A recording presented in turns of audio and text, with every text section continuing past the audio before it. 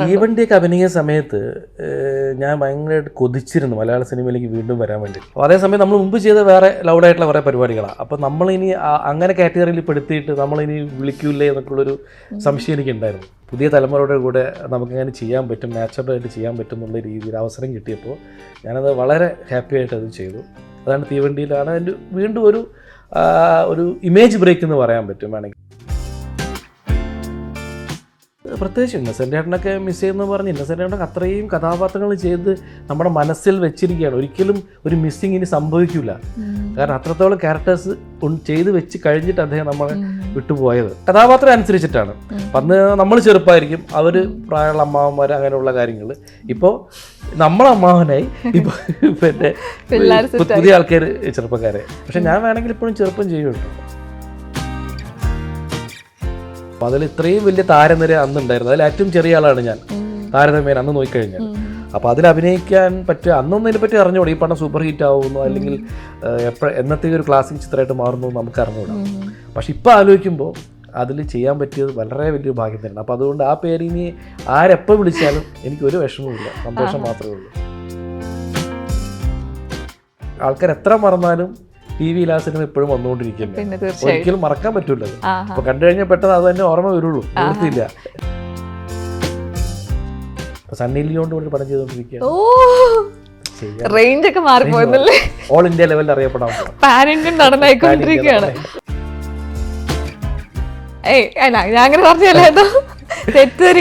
വളരെ ഡിഫറെന്റ് ആയിട്ടുള്ള കഥാപാത്രമാണ്. പലരും പറയും ഇങ്ങനെ മുതിർന്ന നടന്മാർ, ചില ആൾക്കാർ പറയും നീ ഇങ്ങനെ എപ്പോഴും പ്രായമുള്ള റോളും ചെയ്യല്ലേ, ചെറുപ്പക്കാരനായിട്ട് ഇടയ്ക്ക് അഭിനയിക്കണമെന്നൊക്കെ പറയും. അവരെ കിട്ടണ്ടേ. Hi, hello, welcome to Django space. ഞാൻ സ്നേഹ. സുരേഷിൻ്റെയും സുമലതയുടെയും ഹൃദയഹാരിയായ പ്രണയകഥ സിനിമയുടെ വിശേഷങ്ങളുമായി എന്നോടൊപ്പമുള്ള സുധീഷ് ചേട്ടനാണ്. സുധീഷ് ചേട്ടാ, സ്വാഗതം. Thank you. എനിക്ക് തോന്നുന്നു ഒരു മലയാള സിനിമയിൽ രണ്ട് ചെറിയ ക്യാരക്ടേഴ്സ് എന്ന് പറയാൻ പറ്റത്തില്ല, എങ്കിൽ പോലും ആ സിനിമയെ സംബന്ധിച്ച് അതിൻ്റെ ഒരു ക്യാരക്ടറുകൾ ഉണ്ടായിരുന്ന രണ്ടുപേരുടെ ജീവിതം മുഴുനീള സിനിമയായിട്ട് വരുന്നൊരു പ്രമേയം ആദ്യമായിട്ടായിരിക്കും മലയാളത്തിൽ. സ്പിൻ ഓഫ് എന്ന് പറയുന്ന ഒരു സംഭവം മലയാളത്തിൽ ആദ്യമായിട്ടായിരിക്കും. അപ്പം അത് ഒരു വെറൈറ്റി ഒരു അനുഭവമായിരിക്കും ഞാൻ വിശ്വസിക്കുന്നു. അപ്പം നമുക്ക് ആ വിശേഷങ്ങളിലേക്ക് കടക്കാം. എന്താണ് സുരേഷിൻ്റെയും സുമലതയുടെയും ഹൃദയഹാരിയ പ്രണയകഥ എന്ന ചിത്രം പറയുന്നത്? ശരിക്കും ആ പ്രണയം തന്നെയാണോ? അത് സിനിമ കണ്ടിട്ട് തീരുമാനിക്കണം എന്താണെന്നുള്ളത്. പ്രണയകഥയാണെന്നുള്ള കാര്യം മനസ്സിലായല്ലോ. അത് നമ്മുടെ സംവിധായകൻ രതീഷ് ബാലകൃഷ്ണ പൊതുവാളിന്റെ ഒരു ജോണറിൽ ഒരു രീതിയിൽ വരുമ്പോൾ അതിന് ചിലപ്പോൾ ഒരുപാട് മാനങ്ങൾ ഉണ്ടാവാൻ സാധ്യതയുണ്ട്. കാരണം സിനിമ മൊത്തത്തിൽ ഞാൻ കണ്ടിട്ടില്ല എന്താണെന്നുള്ള കാര്യം. കാരണം നമ്മൾ അഭിനയിക്കുന്ന സീൻസുകൾ മാത്രമേ നമുക്ക് അറിയുള്ളൂ. എന്നാൽ ഏകദേശം രൂപങ്ങളൊക്കെ അറിയാം. അപ്പോൾ അഭിനയിച്ചുകൊണ്ടിരിക്കുമ്പോൾ തന്നെ നമുക്ക് മനസ്സിലാവുമല്ലോ ഓരോ കാര്യങ്ങളും, ഡയലോഗ്സും സിറ്റുവേഷൻസും ഒക്കെ. അപ്പോൾ അതൊക്കെ ഭയങ്കര എൻജോയ് ചെയ്തിട്ടാണ് ചെയ്തിരിക്കുന്നത്. അപ്പോൾ എന്നെ സംബന്ധിച്ചിടത്തോളം കുറച്ച് കാലത്തിന് ശേഷം വളരെ ഡിഫറെൻ്റ് ആയിട്ടുള്ള, പിന്നെ നമ്മൾ ഡിഫറെൻ്റ് എന്നൊക്കെ എല്ലാ സിനിമയെക്കുറിച്ചും പറയും, വ്യത്യസ്തമായ സിനിമ എന്നൊക്കെ. പക്ഷേ ഇത് എന്താ പറയുക, വ്യത്യസ്തമായ വേഷം തന്നെയാണ്, ഒരു സംശയവുമില്ല. കാരണം ഒന്നാമത് പല കാലഘട്ടങ്ങൾ ഇതിനകത്ത് പറയുന്നുണ്ട്. അപ്പോൾ അതിൽ തന്നെ ഒരുപാട് ഡിഫറൻസ് ഉണ്ട്. പിന്നെ ഇതിനെക്കുറിച്ച് പറഞ്ഞു കഴിഞ്ഞാൽ ഇപ്പോൾ നമ്മളോട് ഇപ്പോൾ പല ഇൻ്റർവ്യൂസിനും ചോദിക്കാറുണ്ട്, ഇനി ചെയ്യാൻ ആഗ്രഹമുള്ളൊരു കഥാപാത്രം എന്താണ്, അല്ലെങ്കിൽ ഡ്രീം ക്യാരക്ടർ എന്താണെന്നുള്ള കാര്യം പലരും ചോദിക്കാറുണ്ട്. അപ്പം ശരിക്കും പറയാൻ നമ്മൾ ഒരുപാട് വേഷങ്ങളും ചെയ്തിട്ടില്ല. നമ്മളിപ്പോൾ ഒരു പ്രത്യേക കഥാപാത്രം ചെയ്താൽ അതിനോടനുബന്ധിച്ച് വരുന്ന ആ രീതിയിലുള്ള ക്യാരക്ടേഴ്സ് ആയിരിക്കും കൂടുതലായിട്ട് നമുക്ക് കിട്ടുന്നത്. അതിൽ നിന്ന് വെറൈറ്റി 2-3 ടൈപ്പ് മാക്സിമം കിട്ടും, അത്രയേ ഉള്ളൂ. അപ്പം ക്യാരക്ടേഴ്സ് ഒരുപാടുണ്ട്. അപ്പം ഡ്രീം ക്യാരക്ടർ എന്താണെന്ന് ചോദിച്ചാൽ ചിലപ്പോൾ പെട്ടെന്ന് നമുക്ക് പറയാൻ പറ്റില്ല. ആഗ്രഹങ്ങളുണ്ടാവും ചെയ്യാനായിട്ട്, അത് വന്ന് ഭവിക്കണം. അങ്ങനെ വന്ന് ഭവിച്ച ഒരു കഥാപാത്രമാണെന്ന് പറയാം. അപ്പം വന്ന് ഭവിച്ചപ്പോൾ എനിക്ക് തോന്നുന്നു ഇതൊരു ഡ്രീം ക്യാരക്ടർ തന്നെയാണ് എൻ്റെ. അതെ. ഓക്കെ. അപ്പോൾ സുധീഷൻ്റെ ആ ക്യാരക്ടറിനെ പറ്റി ഒന്ന് പറയാമോ? പേര്, അതേപോലെ ആ ക്യാരക്ടറെ പറ്റി ഒന്ന് പറയാം. കഥാപാത്രത്തിൻ്റെ പേര് സുധാകരൻ നായർ എന്നാണ് കഥാപാത്രത്തിൻ്റെ പേര്. പിന്നെ നാടകക്കാരനാണ്. ഒരു നാടകം ബേസ് ചെയ്തിട്ടാണ് ഇതിൻ്റെ കുറേ കാര്യങ്ങൾ പോകുന്നത്. ഡ്രാമ അതിനൊരു പ്രധാന പശ്ചാത്തലമാണ്. അപ്പം എനിക്ക് ഭയങ്കര ഇഷ്ടപ്പെട്ടു. കാരണം നാടകം എൻ്റെയും ചെറുപ്പകാലങ്ങളിൽ ഞാൻ ഒരുപാട് നാടകങ്ങളിലൊക്കെ അഭിനയിച്ചിട്ടുണ്ട്. അപ്പോൾ ആ സമയങ്ങളിലൊക്കെ ഒരുപാട് നാടകത്തിലുള്ള കഥാപാത്രങ്ങളൊക്കെ പരിചയപ്പെടാനും അവരുടെ മാനറിസങ്ങളും അവരുടെ സ്വഭാവങ്ങളൊക്കെ കാണാൻ സാധിച്ചിട്ടുണ്ട്. അപ്പോൾ അതൊന്നും നമുക്ക് സിനിമയിൽ കൊണ്ടുവരാൻ ഇതുവരെ സാധിച്ചിട്ടില്ല. അങ്ങനെ ഒരു അവസരം കിട്ടിയല്ലേ പറ്റുള്ളൂ. അപ്പോൾ അത് എൻ്റെ മനസ്സിൽ കിടക്കുന്നുണ്ടായിരുന്നു. പിന്നെ നമ്മുടെ രതീഷ് സാറിൻ്റെ പ്രോപ്പറായിട്ടുള്ളൊരു ഗൈഡൻസിലൂടെ അത് രണ്ടും കൂടെ ക്ലബ് ചെയ്ത് വന്നപ്പോൾ ഒരു ഭയങ്കര എൻജോയ് ചെയ്തിട്ട് ചെയ്യാൻ പറ്റിയൊരു കഥാപാത്രമാണ്. എനിക്ക് തോന്നുന്നു ഇതിനു മുമ്പ് തീവണ്ടിയിൽ ഇതുപോലൊരു അമ്മാവൻ ക്യാരക്ടർ ഭയങ്കര രസകരമായിരുന്നു. അപ്പൊ അതിനുശേഷം പിന്നെ നോക്കുമ്പോഴത്തേക്കും നമ്മൾ ട്രെയിലർ കാണുമ്പോഴത്തേന് നമുക്കത് മനസ്സിലാവും ഫുൾ ഓൺ പാക്ക് കോമഡി ആയിരിക്കും എന്നുള്ളത്. പിന്നെ വരുന്നത് ഈ ക്യാരക്ടർ ആയിരിക്കും. അപ്പം ഇതെങ്ങനെയായിരുന്നു അതിനുശേഷം ഇതിലേക്ക് വരുമ്പോഴത്തേന് കുറെ നാളായി? പണ്ട് നമുക്കറിയാം സുധീഷ് ചേട്ടന്റെ ആ സമയം ഫുൾ കോമഡി ഒരുപാട് ചെയ്തിട്ടുണ്ട്. കാരണം ഫ്രണ്ട്സ് ആയിട്ട് അഭിനയിക്കുമ്പോഴും അതുപോലെ നായകന്റെ അനിയനായിട്ട് അഭിനയിക്കുമ്പോഴൊക്കെ തന്നെ കോമഡി അംശങ്ങൾ ഒരുപാട് അതിനകത്ത് സപ്പോർട്ട് ചെയ്യുമ്പോഴൊക്കെ തന്നെ. പിന്നെ കൂടുതലായിട്ടും ഈ സെന്റിമെന്റ്സ് അല്ലെങ്കിൽ സാറ്റലൈറ്റ്, ഈ അടുത്ത കാലത്തൊക്കെ അങ്ങനെയുള്ള കുറെ ക്യാരക്ടേഴ്സ് കിട്ടി. ഇപ്പോൾ 2018 എന്ന് പറഞ്ഞ സിനിമയിൽ ആ ഒരു ഏരിയ സെന്റിമെന്റൽ ഏരിയ ഒക്കെ ആയിരുന്നല്ലോ. അപ്പോൾ ആൾക്കാർ ഏറ്റെടുത്തൊരു സിനിമയാണത്. അപ്പോൾ അതിനുശേഷം കുറേയൊക്കെ അങ്ങനെയുള്ള ക്യാരക്ടേഴ്സാണ് കൂടുതൽ എന്നെ തേടി വരുന്നത്. അപ്പോൾ അതിൻ്റെ അകത്ത് തന്നെ നല്ല സിനിമയാണെങ്കിൽ ഇഷ്ടപ്പെട്ടതാണെങ്കിൽ ഞാൻ ചെയ്യാറുണ്ട്. പക്ഷെ അതിനൊക്കെ ഡിഫറെൻ്റ് ആയിട്ട് ആ ഒരു പഴയ നമുക്ക് ലൗഡായിട്ട് ചെയ്യാൻ പറ്റിയ ഒരു സ്പേസ് ഇതിനകത്ത് കിട്ടി ഹൃദയകാരിയായ പ്രണയകഥയിൽ. അത് പ്രത്യേകിച്ചിട്ട് വെറുതെ ലൗഡല്ല. അതായത് നമ്മളിപ്പോൾ ഒരു പിന്നെ സട്ടിലായിട്ട് സിനിമകൾ ചെയ്ത് ഇനിയിപ്പോൾ ലൗഡ് സിനിമകളുടെ കാലഘട്ടമാണ്, അപ്പോൾ ലൗഡായിട്ട് വർക്ക് ചെയ്യാം എന്ന് വരുന്നൊരു ലൗഡ്നെസ് അല്ല ഉദ്ദേശിക്കുന്നത്. ആ കഥാപാത്രം ആവശ്യപ്പെടുന്നൊരു ലൗഡ്നെസ് ഉണ്ട്. കാരണം ഒരു നാടകക്കാരനാണ്, അദ്ദേഹത്തിൻ്റെ ഒരു ഡ്രാമ ആക്ടറെ സംബന്ധിച്ചിടത്തോളം പെട്ടെന്നൊരു വികാരങ്ങളൊക്കെ വരുന്നൊരു ജീവിയായിരിക്കും, വികാരജീവിയായിരിക്കും. പെട്ടെന്ന് റിയാക്ഷൻസ് വരും, ദേഷ്യമാണെങ്കിലും സങ്കടമാണെങ്കിലും ഒക്കെ തന്നെ. പക്ഷെ അത് മനസ്സിലൊന്നും ഉണ്ടാവില്ല. മനസ്സിൽ അപ്പോഴും ഒരു കുട്ടികളെ പോലത്തെ ഒരു ആൾക്കാരായിരിക്കും ഇവരൊക്കെ.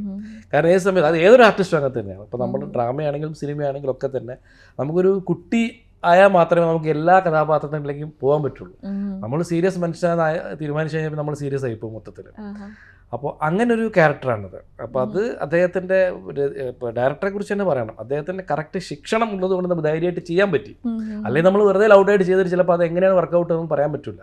അപ്പോൾ അദ്ദേഹം പറയുന്നുണ്ട് ഇതിൽ ഏതൊക്കെ മീറ്റർ വേണം, അത് കൂടുതൽ വേണോ കുറച്ച് വേണോ എന്നൊക്കെ പറയുമ്പോൾ എനിക്ക് ഒന്നാമത് ഞാൻ ഈ അദ്ദേഹത്തിന് മുമ്പത്തെ കനകം കാമിനി കാലഘട്ടത്തിൽ അഭിനയിച്ചപ്പോൾ തന്നെ ഞാനൊരു ഫാൻ ബോയ് ആയിട്ട് മാറിയതാണ് അദ്ദേഹത്തിൻ്റെ.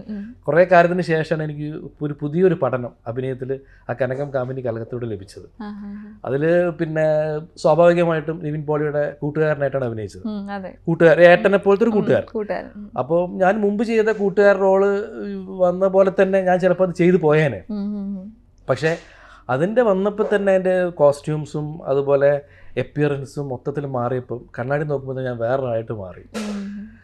പിന്നെ മാത്രമല്ല അഭിനയിച്ച് തുടങ്ങിയപ്പോൾ ആ കഥാപാത്രത്തിനൊരു ക്യാരക്ടർ പല കാര്യങ്ങളിലൂടെ അദ്ദേഹം കൊണ്ടുവന്നു. അപ്പോൾ അതൊക്കെ ചെയ്തപ്പോൾ എനിക്ക് നമ്മൾ കാണുമ്പോൾ നമ്മൾ വളരെ ഈസിയായി വിചാരിക്കും, പക്ഷെ ചെയ്യാൻ വളരെ ബുദ്ധിമുട്ടാണ്. ഒരു ആക്ടർ പഠിച്ച് ചെയ്യേണ്ട ഒരുപാട് കാര്യങ്ങൾ അതിനകത്തുണ്ട്. അതേപോലെ തന്നെയാണ് ഈ പടത്തിലുള്ള എക്സ്പീരിയൻസ്. എനിക്ക് ഒരുപാട് പഠിക്കാൻ പറ്റി, സന്തോഷത്തോടു കൂടി പെർഫോം ചെയ്യാൻ പറ്റി, ഭയങ്കര ഹാപ്പിയാണ് ആ കാര്യം. ത്രൂഔട്ട് ക്യാരക്ടറാണ്.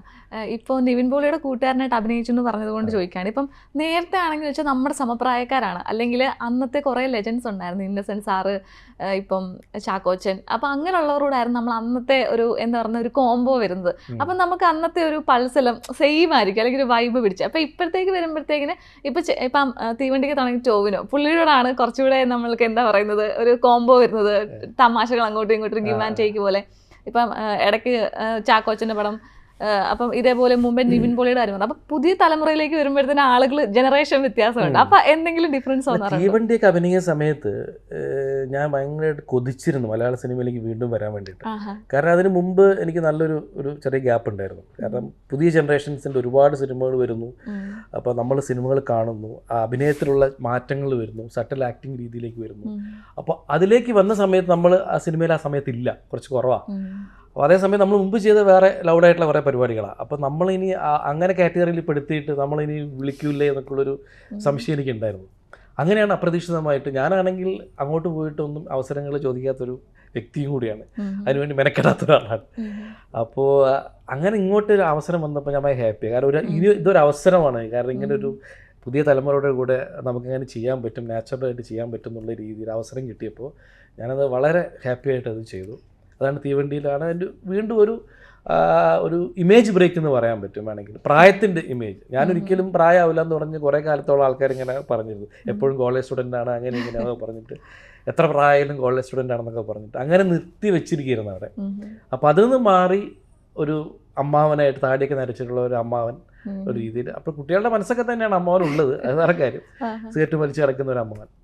അപ്പോൾ അതിലൂടെ വന്നപ്പോഴാണ് പുതിയൊരു രീതിയിലേക്കും പുതിയ പല ഡിഫറെൻറ്റ് ക്യാരക്ടേഴ്സിലേക്കും ആൾക്കാർ തന്നെ നോക്കാൻ തുടങ്ങിയത്, പല ടൈപ്പ് ക്യാരക്ടേഴ്സ് ചെയ്യാൻ പറ്റുന്നുള്ളത്. അതാണ് എൻ്റെ അനുഭവം പുതിയ രീതിയിലുള്ള. എന്തായാലും നമ്മൾ അഭിനയത്തിൽ തീർച്ചയായിട്ടും എല്ലാ കാലഘട്ടത്തിലും അതിൻ്റെതായ ചെറിയ ചെറിയ മാറ്റങ്ങൾ ഉണ്ടാവുമല്ലോ.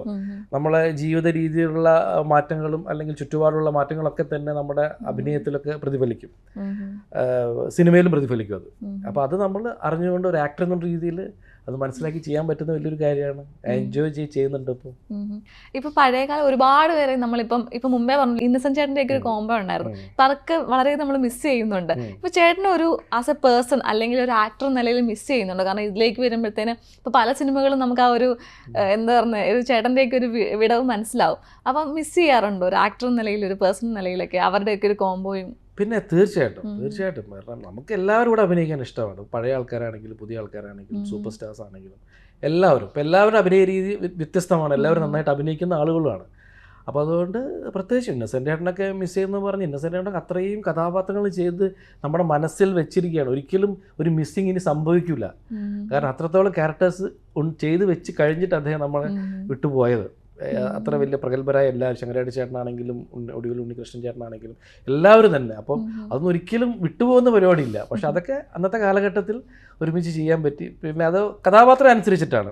അന്ന് നമ്മൾ ചെറുപ്പമായിരിക്കും, അവർ പ്രായമുള്ള അമ്മാവന്മാർ, അങ്ങനെയുള്ള കാര്യങ്ങൾ.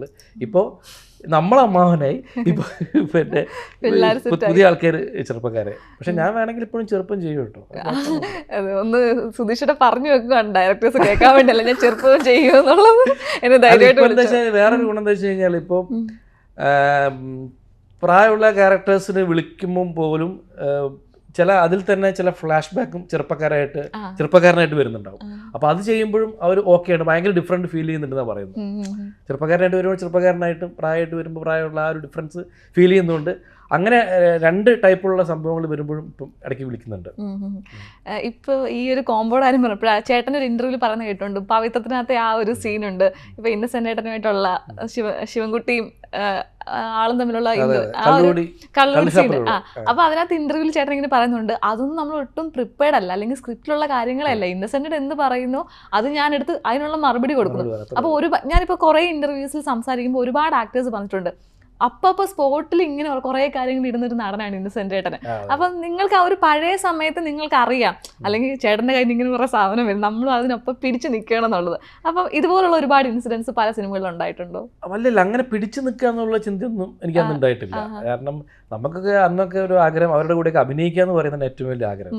അപ്പോൾ നമ്മളിപ്പോൾ ആ സമയത്ത് നമ്മളെ കൈ നിടാന്ന് പറയാൻ നമ്മൾ മനഃപൂർവ്വം പിടിച്ചു നിൽക്കാൻ വേണ്ടി ഇടുന്നു, കൈ നിടുന്നു അല്ല, എന്നാലും അവിടെ നിൽക്കണമല്ലോ ആ സമയത്തൊന്നും. അല്ല, അവർ കൂടുതലായിട്ട് അവർ പറഞ്ഞു തരുന്നുണ്ട്. അപ്പോൾ അവരൊരു കൈ നിട്ടാലും അതിന്റെ മറുപടി എന്താണെന്നുള്ള കാര്യം കൂടുതലായിട്ട് അവർ തന്നെ എനിക്ക് പറഞ്ഞു തരുന്നുണ്ട്. പിന്നെ ചില സാധനങ്ങൾ നമ്മൾ അറിയാതെ ചെയ്തു പോകും. അത്ര ഇവരുടെ റിയാക്ഷൻ അങ്ങനെയാണ്. ആക്ടിങ് കൊണ്ട് നമ്മൾ അറിയാതെ റിയാക്ട് ചെയ്തു പോകും, ചില കാര്യങ്ങൾ പറഞ്ഞു പോകും എന്നല്ലാതെ അതിനുവേണ്ടി നമ്മൾ മനഃപൂർവ്വമായിട്ട് ഒന്നും ചെയ്യുന്നില്ല. ഡയറക്ടർ പറഞ്ഞു തരുന്നു അല്ലെങ്കിൽ കോ ആർട്ടിസ്റ്റുകൾ പറഞ്ഞു തരുന്ന കാര്യങ്ങൾ അതിനൊക്കെ തന്നെയാണ് അന്ന് ചെയ്തുകൊണ്ടിരിക്കുന്നത്. ഇപ്പൊ ഇതിലേക്ക് വരുമ്പോഴത്തേക്കിനും ഞാൻ ആ തീവണ്ടിയിൽ കാണുന്ന പോലെ തന്നെ ഈ ക്യാരക്ടറിന് ഒരു പ്രത്യേക എന്താ ലുക്കൊക്കെ വളരെ ഡിഫറെന്റ് ആണ്, വലിയൊരു മീശ അങ്ങനെയൊക്കെ. അപ്പോൾ അത് ക്യാരക്ടർ സ്കെച്ച് ഇതിനു വേണ്ടി തന്നെ പിടിച്ചതാണോ, ഇങ്ങനെ തന്നെ ആവണോ എന്നൊക്കെ വിചാരിച്ചിട്ട്? ഇതില് ശരിക്കും പറയുകയാണെങ്കിൽ 2-3 ലുക്കുകളുണ്ട്. ഒന്നല്ല, താടി വെച്ചിട്ടുള്ള ലുക്ക് ഉണ്ട്, പിന്നെ വേറെ ഒരു രാജാവിന്റെ ചില സെറ്റപ്പും കാര്യങ്ങളും നാടകത്തിന്റെ പരിപാടിയുണ്ട്. അപ്പൊ അതൊക്കെ പിന്നെ ഇദ്ദേഹം തന്നെയാണ് അതിന്റെ, രതീഷ് സാർ തന്നെയാണ് മൊത്തത്തിൽ എല്ലാ ക്യാരക്ടേഴ്സിൻ്റെയും പിക്ചർ പുള്ളി തന്നെയാണ് ഉണ്ടാക്കിയെടുത്തിരിക്കുന്നത്. അപ്പോൾ അത് അങ്ങനെ വരും, അത് കറക്റ്റായിട്ട് മാച്ച് ചെയ്യുന്ന. പിന്നെ അത് അങ്ങനെയൊക്കെ മേക്കപ്പ് ഒക്കെ ചെയ്ത് വന്നപ്പോൾ എനിക്ക് ശരിക്കും പറയുകയാണെങ്കിൽ എനിക്ക് വളരെ എനിക്ക് റിലേറ്റ് ചെയ്യാൻ പറ്റിയ ഒരാളായിട്ട് എനിക്ക് ഭയങ്കര സാമ്യം തോന്നിയിട്ടുണ്ട്. അത് ഞാനിപ്പോൾ പറയുന്നില്ല, ഞാൻ പിന്നെ പറയാം. ഭയങ്കരമായിട്ട് റിലേറ്റ് ചെയ്യാൻ പറ്റിയിട്ടുണ്ട്. അപ്പോൾ അത് തന്നെ ആ റിലേഷൻ തന്നെ ഞാൻ അറിയാതെ എൻ്റെ അഭിനയിച്ചുകൊണ്ടിരിക്കുമ്പം വന്നു പോയിട്ടുണ്ട്. അപ്പം അത് പുള്ളിക്ക് ഹാപ്പിയായി. പുള്ളി ഏകദേശം ഉദ്ദേശിച്ച രീതിയിൽ തന്നെ അത് വരുന്നുണ്ട്. പിന്നെ പുള്ളിയുടെ ഒരു ഗൈഡൻസും കൂടെ വെച്ചിട്ട് അതങ്ങനെ ചെയ്തു പോയതാണ്. ആസ് എ ഡയറക്ടർ രതീഷേട്ടനെ പറ്റി എന്താണ് പറയാനുള്ളത്? കാരണം ഇപ്പം നമ്മൾ 3-4 സിനിമകൾ കണ്ട് എല്ലാം ഞാനും വിചാരിച്ചു എല്ലാം ഒന്നിനൊന്നും മികച്ചതാണ്. അപ്പം നമ്മൾ വിചാരിക്കാതെ ഇപ്പം ഈ ഒരു സിനിമയുടെ തന്നെ എനിക്ക് ആദ്യം ഒരു പ്രൊമോ സോങ് അല്ലെങ്കിൽ ഒരു ജസ്റ്റ് ഒരു പോസ്റ്റാണ് വന്നത്. അപ്പം നമ്മൾ മലയാളികളെല്ലാം വിചാരിച്ചു ഇനി ഇവർ ഇവിടെ കല്യാണം കഴിക്കാൻ പോവാണോ എന്നൊക്കെയുള്ളൊരു സംശയം മലയാളികളുടെ മനസ്സിൽ പലരും ചോദിച്ചു ഇവർ കല്യാണം കഴിച്ചോ. അതെ, അങ്ങനെ അങ്ങനെ വന്നിരുന്നു. അപ്പം നമ്മൾ വിചാരിക്കും ഇതെന്താണ്. അപ്പം വളരെ നമ്മൾ ഒട്ടും എക്സ്പെക്ട് ചെയ്യാത്ത കാര്യങ്ങളാണ് രതീഷേട്ടൻ്റെ കയ്യിൽ നിന്ന് നമുക്ക് കിട്ടുന്നത്. അപ്പം ഈ സിനിമയിൽ ആസ് എ ഡയറക്ടർ രതീഷേട്ടൻ്റെ എന്താണ് കുറെ ബ്രില്യൻസ് കാണാൻ സാധിക്കുമായിരിക്കുമല്ലോ? തീർച്ചയായിട്ടും. അപ്പോൾ അദ്ദേഹത്തിൻ്റെ സിനിമകൾക്കുള്ള പ്രത്യേകത വെച്ച് കഴിഞ്ഞാൽ നമ്മൾ ഏത് കാലത്തും ഒരു ഫ്രഷ്നെസ് ആ സിനിമയിൽ നിന്നുണ്ടാവും. നമുക്ക് ചിലപ്പോൾ പുതിയ പുതിയ കാര്യങ്ങൾ പിന്നീട് കാണുമ്പോൾ പലതും വായിച്ചെടുക്കാൻ പറ്റും. അത് ഓരോ സീക്വൻസും ഓരോ ഡയലോഗും പറയുന്നതിൽ കോമഡി ഉണ്ട്, ത്രൂ ഔട്ട് ഉണ്ട്. അതോടൊപ്പം തന്നെ അതിൽ നമുക്ക് ചിന്തിക്കാനുള്ള ഒരുപാട് കാര്യങ്ങളും അദ്ദേഹത്തിൻ്റെ സിനിമയിലുണ്ട്. അതാണ് പ്രത്യേകത. അതായത് തമാശ പറഞ്ഞുകൊണ്ട് നമുക്കുള്ള സാമൂഹികപരമായിട്ടൊക്കെ തന്നെ ആൾക്കാർക്ക് എന്താണ് കൊടുക്കേണ്ടതെന്നുള്ളത് ഒക്കെ ചെയ്യുന്നുണ്ട്. ഇപ്പോൾ ഇതിനകത്ത് നമുക്ക് കാസർഗോഡ് സ്ലാങ് അല്ലേ? പയ്യന്നൂർ, കാസർഗോഡ് കുറച്ച് ഇതിന് മിക്ക ആൾക്കാരും എല്ലാവരും പയ്യന്നൂരിലുള്ള ആൾക്കാർ തന്നെയാണ്. ഇപ്പോൾ രാജേഷ് മാധവനാണെങ്കിലും ചിത്രയാണെങ്കിലും പിന്നെ ബാക്കിയുള്ള കുറേ പുതിയ ആൾക്കാരുണ്ട്. അദ്ദേഹത്തിന്റെ സിനിമകൾ അങ്ങനെ ഉണ്ടല്ലോ. നാത്താൻ കേസുകളിൽ ഒരുപാട് പുതിയ ആൾക്കാർ. കാസർഗോഡ് സ്ലാങ് അല്ലേ വരുന്നത്? അതിന്റെ സ്പിൻ ഓഫ് ആണല്ലോ, അവിടുത്തെ കഥയാണല്ലോ പറയുന്നത്. അപ്പം അതില് ത്രൂ ഔട്ട് അവിടെ നിന്നുള്ള പുതിയ ആൾക്കാരെ കണ്ടെത്തിയിട്ടാണ് പയ്യന്നൂർക്കാരെ വെച്ചിട്ടാണ് ചെയ്തിരിക്കുന്നത്. അപ്പം ഞാനും കാസർഗോഡല്ല, പക്ഷെ ഞാൻ കോഴിക്കോട്ടുകാരനാണ്. അപ്പൊ എനിക്ക് കുറച്ച് പെട്ടെന്ന് പിടിക്കാൻ പറ്റും ആ ലാംഗ്വേജ്. എന്നാലും ഇവർ അത്ര പെർഫെക്റ്റ് ആവണമെന്നില്ല, എന്നാലും കുറേയൊക്കെ എനിക്ക് പിടിക്കാൻ പറ്റും. മാത്രമല്ല അങ്ങനെയുള്ള മാക്സിമം ഞാൻ ട്രൈ ചെയ്യുന്ന ഒരാളും കൂടിയാണ്. ഞാൻ പ്രത്യേകിച്ച് ഒരു ഭാഷയിൽ സിനിമ ചെയ്യുന്ന ഒരു ആളല്ല. അപ്പൊ ഞാൻ കോഴിക്കോട്ടുകാരനാണെങ്കിലും എന്റെ ഭാഷയിൽ അങ്ങനെ കൊണ്ട് കോഴിക്കോട് വരുന്നില്ലല്ലോ. ഉണ്ടോ? അതാ ഞാൻ പറയുന്നത്, നോർമൽ രീതിയിൽ. അപ്പൊ അതുകൊണ്ട് എങ്ങനെ അങ്ങോട്ടും ഇങ്ങോട്ടൊക്കെ മാറ്റാം എന്നുള്ളൊരു ചിന്തയിൽ നടക്കുന്ന ഒരു നടനാണ് ഞാൻ. ഇപ്പം ചേട്ടനെ ആരും പറയുവാണെങ്കിൽ പണ്ട് മുതൽ ഡബിങ്ങും ചെയ്യുന്ന ഒരാളാണ്. ഇപ്പം നന്ദനത്തിനകത്തേക്ക് ആ ഒരു സൗണ്ട് നമുക്ക് സുധീഷ് ചേട്ടന്റെ സൗണ്ട് അല്ല ചിലപ്പോൾ നമുക്ക് ചിന്തിക്കാൻ പോലും പറ്റത്തില്ല. ആ ഒരു കണ്ണന്റെ കൃഷ്ണന്റെ സൗണ്ടൊക്കെ.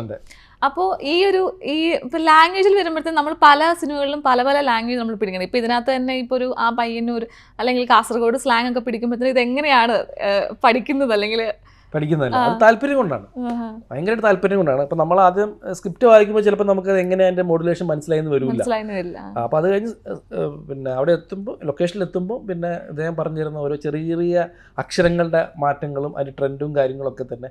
പിന്നെ ഇവരൊക്കെ എല്ലാവരും സംസാരിക്കുന്ന ഏകദേശം അവിടുത്തെ ഭാഷയാണ്. അപ്പോൾ നമ്മൾ അറിയാതെ അതിലേക്ക് ഇൻവോൾവ് ആവും. പിന്നെ നമ്മൾ ചോദിക്കും ചില കാര്യങ്ങൾ എങ്ങനെയാണെന്നുള്ള കാര്യം. അങ്ങനെ താല്പര്യം അറിയാതെ നമ്മൾ മനഃപൂർവ്വം പഠിച്ചുകൊണ്ട് പറയുന്നതല്ല, നമ്മൾ അറിയാതെ പഠിച്ചു പോയി അങ്ങനെ സംസാരിച്ചു വരുന്നതാണ്. ഇപ്പൊ നേരത്തെ മുമ്പേ നമ്മൾ സംസാരിച്ച പോലെ കുറെ മുമ്പാണെങ്കിൽ ഒരേപോലുള്ള ചില ക്യാരക്ടേഴ്സാണ് ഇപ്പൊ നമ്മുടെ മലയാളികളുടെ ഒക്കെ മനസ്സിലിരിക്കുന്നത്, നമ്മുടെ മണിച്ചിത്രത്താഴിനകത്തെ ആ ഒരു ക്യാരക്ടർ. അപ്പം പക്ഷേ നമ്മളിപ്പോഴും അത് പറയുമ്പോൾ ചിലപ്പോൾ നമ്മൾ ഒരു ആക്ടറിനെ സംബന്ധിച്ച് ഇപ്പോഴും അത് തന്നെയാണല്ലോ ഓർത്തിരിക്കുന്നുള്ളൊരു ബുദ്ധിമുട്ട് തോന്നാറുണ്ടോ ആരെങ്കിലുമൊക്കെ എപ്പോഴും പറയുമ്പോൾ? അതൊരു ബുദ്ധിമുട്ടായിട്ട് ഞാൻ കണക്കാക്കുന്നില്ല. മറ്റേ വാക്കല്ല ഉദ്ദേശിച്ചത്. അതെ, നമുക്ക് കാരണം നമ്മൾ ഈ പറയുന്ന എനിക്ക് ആ സിനിമയിൽ അഭിനയിക്കാൻ പറ്റിയത് തന്നെ ഏറ്റവും വലിയ ഭാഗ്യമായിട്ടാണ് ഞാൻ കാണുന്നത് മണിച്ചിത്രത്താഴിൽ. കാരണം അത്രയും ഒരു ക്ലാസിക് ഫിലിം, ഏത് കാലത്തും അതിൽ ഓരോ കഥാപാത്രങ്ങളും ജനങ്ങളുടെ മനസ്സിലുണ്ട്. അപ്പൊ അതിൽ ഇത്രയും വലിയ താരനിര അന്നുണ്ടായിരുന്നു. അതിൽ ഏറ്റവും ചെറിയ ആളാണ് ഞാൻ താരതമ്യേന അന്ന് നോക്കിക്കഴിഞ്ഞാൽ. അപ്പൊ അതിൽ അഭിനയിക്കാൻ പറ്റുക, അന്നൊന്നും ഇതിനെപ്പറ്റി അറിഞ്ഞുകൂടാ. ഈ പടം സൂപ്പർ ഹിറ്റ് ആവുന്നു അല്ലെങ്കിൽ എന്നത്തെ ഒരു ക്ലാസിക് ചിത്രമായിട്ട് മാറുന്നു നമുക്ക് അറിഞ്ഞുകൂടാ. പക്ഷെ ഇപ്പൊ ആലോചിക്കുമ്പോൾ അതിൽ ചെയ്യാൻ പറ്റിയത് വളരെ വലിയൊരു ഭാഗ്യം തന്നെയാണ്. അപ്പൊ അതുകൊണ്ട് ആ പേര് ഇനി ആരെപ്പോൾ വിളിച്ചാലും എനിക്ക് ഒരു വിഷമവുമില്ല, സന്തോഷം മാത്രമേ ഉള്ളൂ. പക്ഷെ അതിപ്പോ ഈ ആ ഒരു പേരതാണെങ്കിലും കഥാപാത്രങ്ങൾ ഇപ്പൊ കിട്ടുന്ന ആ രീതിയിലുള്ളതല്ലല്ലോ, വ്യത്യാസമുണ്ട്. പേരിങ്ങനെ ആൾക്കാരെ രസത്തിന് വേണ്ടി ഇടയ്ക്ക് വിളിക്കും കാണുമ്പോൾ. കാരണം ഇപ്പോഴും ആൾക്കാർ എത്ര മറന്നാലും ടി വിയിൽ ആ സിനിമ എപ്പോഴും വന്നുകൊണ്ടിരിക്കുകയാണ്, ഒരിക്കലും മറക്കാൻ പറ്റൂലത്. അപ്പൊ കണ്ടു കഴിഞ്ഞാൽ പെട്ടെന്ന് അത് തന്നെ ഓർമ്മ വരുള്ളൂ, നിർത്തിയില്ല. ഇപ്പൊ മണിച്ചിത്രത്താഴ് റീ റിലീസ് ഒക്കെ ഇടയ്ക്ക് ചെയ്തിരുന്നല്ലോ ട്രിവാൻഡ്രത്തൊക്കെ. അന്ന് ചേട്ടൻ പോയായിരുന്നോ കാണാൻ? ഇല്ല, ഞാൻ പോയിട്ടില്ല. ഞാൻ അതിന്റെ കാര്യങ്ങളൊക്കെ അറിഞ്ഞു. ഹൗസ്ഫുൾ ആയിരുന്നു, ഭയങ്കര ജനങ്ങൾക്ക് നിൽക്കാൻ എന്താ പറയുക, ഇരിക്കാൻ സ്ഥലമില്ലായിരുന്നു. ഭയങ്കര എല്ലാരും തിയേറ്റർ ഫുള്ളായിരുന്നു ആ സമയത്തൊക്കെ. ഇപ്പം ആ സമയത്തിന് ശേഷം അല്ല ആ സിനിമയിലൂടെ നമുക്ക് കിട്ടിയ ഒരു സ്നേഹം ഉണ്ടല്ലോ, ആ ഇഷ്ടം തന്നെയായിരിക്കും ഇപ്പോഴും നമ്മൾ പല കഥാപാത്രങ്ങളും ചെയ്യും. ആ ഇഷ്ടം മനസ്സിലുള്ളത് കൊണ്ടാണ് ജനങ്ങളും ഇഷ്ടപ്പെടുന്നത്. അതെ അതെ. ഇപ്പൊ രണ്ടാമത് ഇടയ്ക്കൊന്ന് ചേട്ടൻ മുമ്പേ പറഞ്ഞൊരു ബ്രേക്ക് എടുത്തിട്ട് വീണ്ടും വന്നു. അപ്പൊ ഞാൻ ശ്രദ്ധിച്ചൊരു കാര്യമുണ്ട്. ഇപ്പം മുമ്പേ പറഞ്ഞ പോലെ ഒരു റീസണായിട്ട് ഞാൻ കണ്ടൊരു പടമാണ് എന്നിവർ. എനിക്ക് ഒരുപാട് ഇഷ്ടപ്പെട്ട ഒരു സിനിമയാണ്. ചേട്ടൻ സ്റ്റേറ്റ് അവാർഡും കിട്ടിയിട്ടുണ്ടായിരുന്നു. ആ ക്യാരക്ടർ ദാസേട്ടൻ എന്ന് പറഞ്ഞ ക്യാരക്ടർ ഒരുപാട് ലേയേഴ്സ് ഉള്ളൊരു ക്യാരക്ടറാണ്, ഒരു നെഗറ്റീവ് ഷെയ്ഡാണ്. ക്യാരക്ടർ എന്ന് പറയാൻ പറ്റില്ല, ശരിക്കും ഒരു സിസ്റ്റമാണ്, സിസ്റ്റം. അതെ അതെ അതെ. അപ്പം നമുക്കത് കാണുമ്പോൾ പോലും എന്താണ് ഇങ്ങനെ പെരുമാറുന്നത്, അല്ലെങ്കിൽ നമുക്ക് ദേഷ്യമാണോ തോന്നുന്നേ, ഈ മനുഷ്യൻ എന്താണ് ഇങ്ങനെ പെരുമാറുന്നെന്ന് തോന്നും. അങ്ങനെ ചെയ്യാൻ പാടില്ല. ദാസേട്ടൻ എന്ന വ്യക്തി അതൊരിക്കലും ചെയ്യാൻ പാടില്ല. കാരണം നമ്മൾ ചിലപ്പം തുടക്കത്തിൽ തൊട്ട് ദാസേട്ടനെ അങ്ങനെ എല്ലാവരും കാണുന്നത്. അപ്പം ഒരു എന്റൊക്കെ വരുമ്പോഴത്തേക്കും ഇങ്ങനെ ചെയ്യാൻ പാടില്ല. അപ്പൊ ഒരു ചേട്ടൻ പറഞ്ഞൊരു സിസ്റ്റമാണ്. അപ്പം ആ ഒരുപാട് ലെയേഴ്സ് ഉള്ളൊരു ക്യാരക്ടേഴ്സ്. അപ്പൊ ഇങ്ങനത്തെ ക്യാരക്ടേഴ്സ് ഒക്കെ വരുമ്പം നോക്കിയാണോ എടുക്കുന്നത്? അല്ലെങ്കിൽ അത് സിദ്ധാർത്ഥ പറയാം, ഞാൻ പറഞ്ഞില്ല, നമ്മളെ ഒരു കഥാപാത്രം പൂർണ്ണമാണെങ്കിൽ അതിന്റെ സംവിധായകൻ തന്നെയാണ് അതിന്റെ പിന്നിൽ, ഒരു സംശയവും. എഴുത്തുകാരനും സിദ്ധാർത്ഥ് ശിവയാണ് കറക്റ്റ് അതിൻ്റെ കാര്യങ്ങളൊക്കെ ചെയ്തത്. നമ്മളത് അഭിനയിക്കാന്ന് മാത്രമേ ഉള്ളൂ, നമ്മളറിയാതെ നമ്മളെ അഭിനയിപ്പിച്ചെടുക്കും. നമ്മൾ എന്നിവരിലൊക്കെ പോയ ഉടനെ തന്നെ എന്നോടൊരു ഒരു ബോഡി ലാംഗ്വേജിൻ്റെ ഒരു മാനറിസം എനിക്ക് ചെറുതായിട്ട് പറഞ്ഞു തന്നു. ഒരു ഒരു ഒരു രാഷ്ട്രീയക്കാരൻ്റെ കാര്യം പറഞ്ഞത്, അയാളുടെ ഒരു അയാൾ അനുകരിക്കാനല്ല കേട്ടോ ഉദ്ദേശിച്ചത്, ആ ഒരു ബോഡി ലാംഗ്വേജ് മനസ്സിൽ വെക്കാൻ വേണ്ടി ആ ബോഡി ലാംഗ്വേജ് മനസ്സിൽ വെച്ചപ്പോൾ തന്നെ നമ്മളറിയാതെ പിന്നീട് പറയുന്ന ഓരോ ഡയലോഗും നോട്ടവും മൂവ്മെൻറ്റും ഒക്കെ തന്നെ അറിയാതെ മാറിപ്പോയി എന്നുള്ളതാണ്. അത് സംവിധാന കഴിവാണ്, നമ്മൾ അങ്ങനെ ചെയ്യിപ്പിച്ചെടുക്കുക എന്നുള്ളത്. അത് ഡയറക്ടർ തന്നെയാണ് അതിൻ്റെ ബേസ് ബ്രില്യൻസ് എന്ന് പറയുന്നത്. ചെയ്താൽ മതി. പിന്നെ അതിലങ്ങനെ എന്നിവരിൽ പ്രത്യേകിച്ച് സ്ക്രിപ്റ്റ് ഒന്നും ഉണ്ടായിരുന്നില്ല ആ സമയത്ത്. അല്ല, സ്ക്രിപ്റ്റ് വായിച്ചുള്ള സ്ക്രിപ്റ്റ് ഇല്ല. ആ സമയത്ത് കൂട്ടമായിട്ട് 4-5 പേരിരുന്ന് നമ്മൾ സംസാരിച്ച് നമ്മൾ പറയുന്ന കാര്യങ്ങൾ കുറേ എടുക്കും. അതല്ലാതെ ചിലപ്പോൾ അത് മുഴുവൻ മാറ്റിയിട്ട് അദ്ദേഹം വേറെ കാര്യം പറഞ്ഞു തരും, അത് പഠിച്ചിട്ട് നമ്മൾ ചെയ്യും.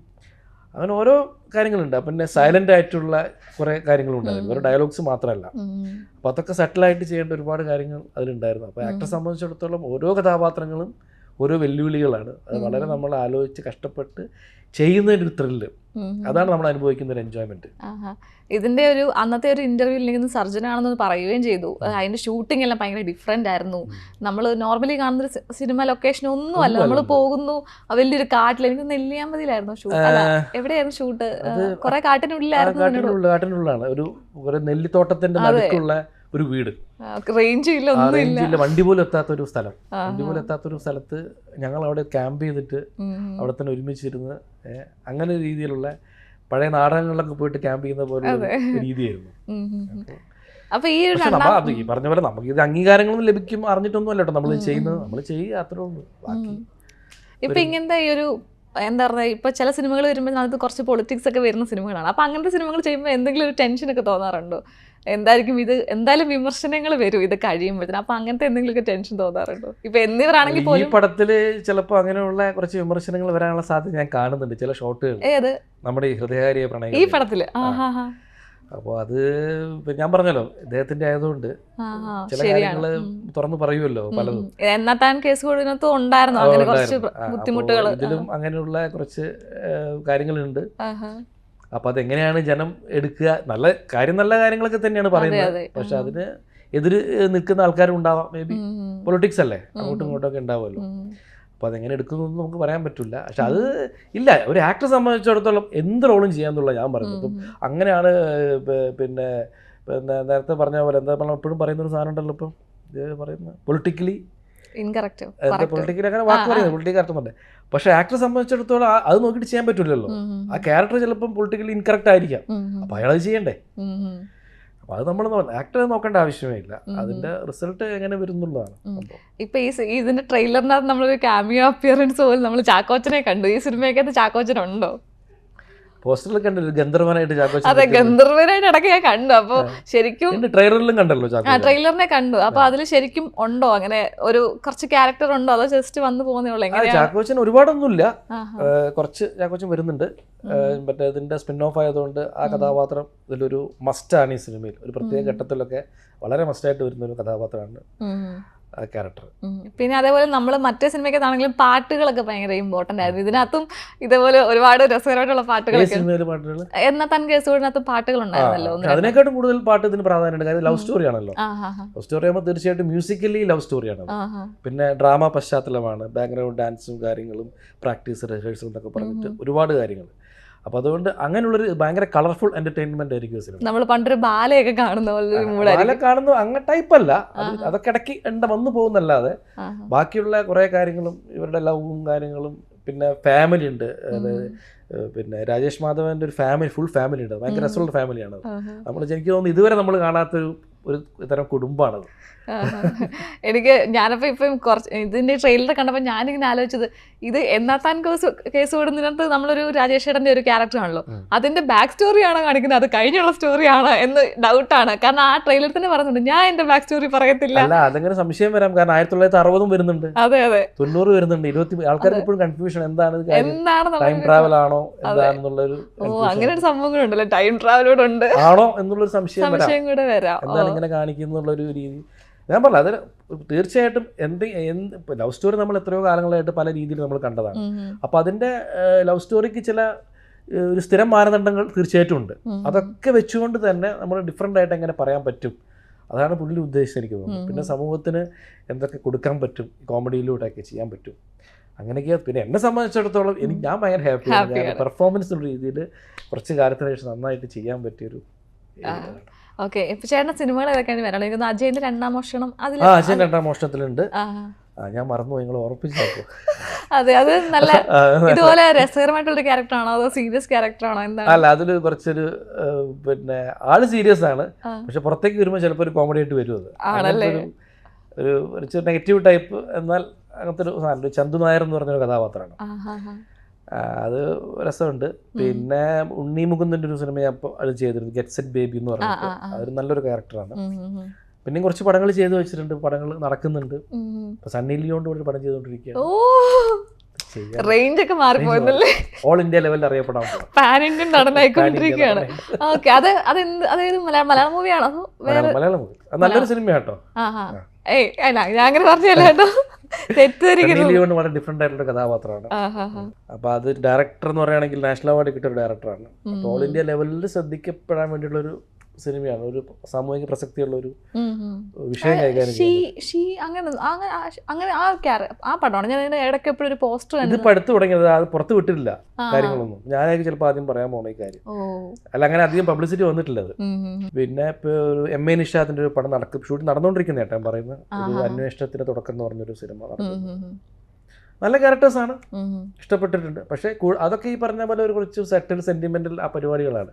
എനിക്ക് ഇങ്ങനെ എനർജി ചെയ്യാൻ ഭയങ്കര ഇഷ്ടം. പക്ഷെ എനർജി ചെയ്യുമ്പോൾ നമുക്ക് നല്ലൊരു ഡയറക്ടർ കൂടെ വേണം, അല്ലെങ്കിൽ നമ്മൾ വെറുതെ ലൗഡായിട്ട് ഓവറായിട്ട് കാര്യമില്ലല്ലോ. എന്തൊക്കെ വേണം എന്തൊക്കെ വേണ്ട എന്നുള്ളത് പറയാൻ ആൾ തീർച്ചയായിട്ടും വേണം. അതിപ്പോ ഭയങ്കര ഹാപ്പിയാണ്. അതില് കുറച്ച് കാലം കഴിഞ്ഞിട്ട് ചെയ്താലും മതി, കുഴപ്പമില്ല. എനിക്കധികം പ്രായമൊന്നും ആയിട്ടില്ല, എനിക്ക് കുറച്ചാള് ഈ ക്യാരക്ടേഴ്സ് തന്നെ പിടിച്ചു പോകാൻ പറ്റുന്നോണ്ട് സുധീഷ് ഏട്ടൻ പറയുന്നത് അല്ലേ, ചെറുപ്പം അഭിനയിക്കാൻ പറ്റൂ. ചെറുപ്പം ഓക്കെ ഏട്ടാ. പലരും പറയും ഇങ്ങനെ, മുതിർന്ന നടന്മാർ ചില ആൾക്കാരെ പറയും, നീ ഇങ്ങനെ എപ്പോഴും പ്രായമുള്ള റോളും ചെയ്യല്ലേ, ചെറുപ്പക്കാരനായിട്ട് ഇടയ്ക്ക് അഭിനയിക്കണമൊക്കെ പറയും. കിട്ടണ്ടേ, വേഷം കിട്ടണ്ടേ. അതെ, ഞാനും ഇപ്പൊ ഈ എന്നിവരെ കണ്ടപ്പോൾ ഞാനും ആലോചിച്ചു, നമ്മുടെ മനസ്സിൽ എപ്പോഴും ഉള്ളത് ഇപ്പൊ എന്റെയൊക്കെ ഒരു ചെറുപ്പകാലം മുന്നോട്ട് നമ്മൾ കാണുന്നത് സുധീഷ് ഏട്ടനാണ്. അപ്പൊ അന്നൊക്കെ കണ്ടിട്ട് ചിലപ്പോൾ ഇതങ്ങോട്ട് പെട്ടെന്ന് അക്സെപ്റ്റ് ചെയ്യാൻ പറ്റില്ല. സുധീഷ് ഏട്ടൻ ഞാനത് അത്ഭുതപ്പെട്ടു. കാരണം എന്നിവർ എന്ന് പറഞ്ഞ സിനിമയിൽ ഭയങ്കര ഡിഫറെന്റ് ആയിട്ട്, മെച്യൂർഡ് ആയിട്ട് ഒരു കഥാപാത്രം, അങ്ങനത്തെ ഒരു സംഭവം മുമ്പ് ചെയ്തിട്ടില്ല. അപ്പൊ അതിന് അംഗീകാരം കിട്ടുക എന്ന് പറയുന്നത് വലിയൊരു കാര്യമാണ്. പക്ഷെ ടൈപ്പ് കാസ്റ്റ് ചെയ്ത് പെടാനും പാടില്ലല്ലേ അങ്ങനെ. ഇപ്പം വ്യത്യസ്തമായിട്ടുള്ള ക്യാരക്ടേഴ്സ് കിട്ടുന്നുണ്ട്. പണ്ടൊക്കെ എന്ന് പറഞ്ഞാൽ ഒരു കൂട്ടുകാരൻ, അങ്ങനെ കുറെ വരും. കൂട്ടുകാരൻ വിജയിച്ചു കഴിഞ്ഞാൽ പനിയത്തിപ്രാവ് വിജയിച്ചപ്പോൾ കുറെ ചടപടാന്ന് പറഞ്ഞ കൂട്ടുകാരൻ്റെ റോള് കുറെ കുറെ പടങ്ങൾ. ചാക്കോച്ചന്റെ മാത്രമല്ല, വേറെയും കുറെ ഫ്രണ്ട്സ് ഉണ്ട്. പുതിയ നായകന്മാരുടെ ഒരുപാട് കൂടെ ഞാൻ ഫ്രണ്ടായിട്ട് അഭിനയിച്ചിട്ടുണ്ട്. പിന്നെ അനിയന്റെ റോളുകൾ, ഇപ്പൊ മമ്മൂക്കയുടെ അനിയനായിട്ടും ലാലേട്ടൻ അനിയനായിട്ടും അഭിനയിച്ച് വിജയിച്ചു. ബാലേട്ടനും വലിയേട്ടനൊക്കെ വിജയിച്ച പടങ്ങളല്ലേ.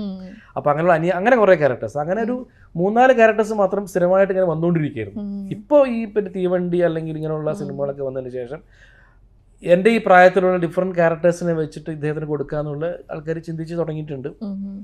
അപ്പോൾ അത് ചിന്തിച്ച് തുടങ്ങുന്ന സമയത്ത് എന്നെ വിളിച്ചിട്ട് അഭിനയിപ്പിച്ചാൽ നന്നായിരിക്കും. അല്ലെങ്കിൽ ചിലപ്പോൾ വേറെ ആളുകൾ കയറി വരും. അതെ, അതുകൊണ്ട് എല്ലാവരും എന്നെ വിളിച്ച് അഭിനയിപ്പിക്കണം എന്നാണ് ചേട്ടൻ പറഞ്ഞത്. ഓക്കെ, അപ്പൊ മെയ് 16-ാം തീയതി ആണല്ലേ നമ്മുടെ പടം റിലീസ്? മെയ് 16-ന്. അപ്പൊ എന്നാലും ചേട്ടാ, all the very best. Thank you. എനിക്ക് ഒരുപാട് പ്രതീക്ഷയുണ്ട്. കാരണം നല്ലൊരു പ്രണയകഥ, കുറച്ച് കാലത്തിന് ശേഷം ഭയങ്കര കളർഫുള്ളായിട്ടുള്ളൊരു പ്രണയകഥയാണ്. സുരേഷിൻ്റെയും സുമലതയുടെയും ഹൃദയഹാരിയായ പ്രണയകഥ. ക്യാരക്ടേഴ്സിനെ രണ്ടുപേരും നിങ്ങൾക്കറിയാം, ഇഷ്ടപ്പെട്ടതാണ്. നാത്താൻ കേസുകൊടുത്ത് അവരുടെ ഒരു മുഴുനീള പ്രണയമാണ് നമ്മൾ കാണാൻ പോകുന്നത്. അതിലെന്തൊക്കെ പ്രശ്നങ്ങളുണ്ടാവും, അവരെന്തൊക്കെ പറയുന്നു, എന്തൊക്കെ തരണം ചെയ്യുന്നു, അവരുടെ സ്വഭാവങ്ങളുടെ പ്രത്യേകത. സുമലതയ്ക്ക് ഒരു പ്രത്യേക സ്വഭാവത്തിന് ഉടമയാണ് സുമലതയൊക്കെ. ചില കാര്യങ്ങളൊക്കെ ഭയങ്കര ബോൾഡാണ് സുമലത. ആ ബോൾഡായ സുമലതയെ സുരേഷൻ പ്രേമിക്കുമ്പോൾ എന്തായിരിക്കും സംഭവിക്കുക, അങ്ങനെയുള്ള ഒരുപാട് കാര്യങ്ങൾ നമുക്ക് ഇതിലൂടെ പറയാനുണ്ട്.